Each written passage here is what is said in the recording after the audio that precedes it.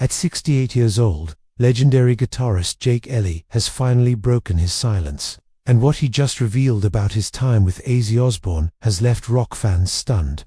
For decades, Lee's years with the Prince of Darkness were shrouded in mystery, rumors, and but now, after years of keeping his thoughts to himself, Jake is telling his side of the story, and it's nothing like what most people thought. Jake Ellie wasn't always a household name, but for rock fans, in the 1980s, he was one of the most electrifying guitarists in the business. After Randy Rhoads' tragic death in 1902, Ozzy Osbourne needed a new guitar hero, someone who could bring both skill and charisma to the stage.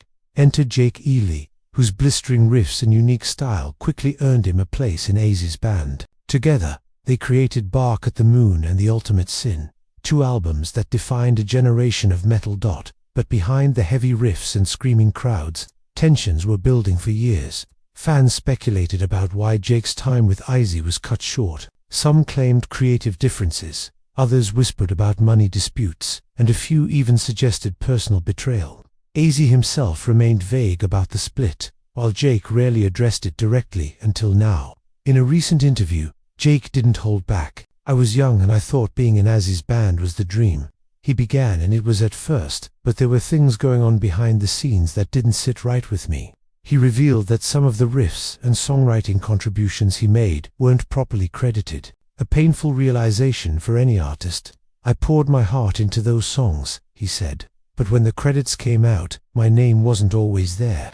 Jake also admitted that the constant touring and the wild, chaotic atmosphere took its toll. "It was a circus," he laughed, "and I'm not sure I was built for that kind of madness." Surprisingly, Jake didn't attack Ozzy personally. In fact, he spoke with a mix of respect and frustration. "Ozzy is Ozzy," he said. "He's a showman. He's unpredictable, and sometimes he's hard to work with, but I'll always be grateful for the chance he gave me." Jake made it clear that much of the tension came from management and business decisions rather than direct fights with Ozzy himself.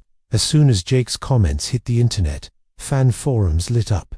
Some praised him for finally speaking his truth, while others defended Ozzy, arguing that the music industry in the 80s was cutthroat for everyone. Still, hearing Jake openly talk about the lack of credit and the backstage reality gave many fans a new perspective on those iconic albums.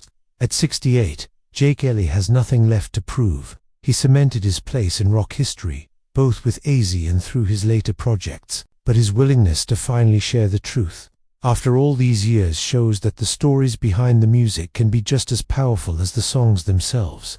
So now we know the highs, the lows, and the truth about one of rock's most legendary partnerships. And for fans of both Jake and Ozzy, it's a reminder that even the brightest lights in music cast some long shadows. Please don't forget to subscribe and hit the bell icon.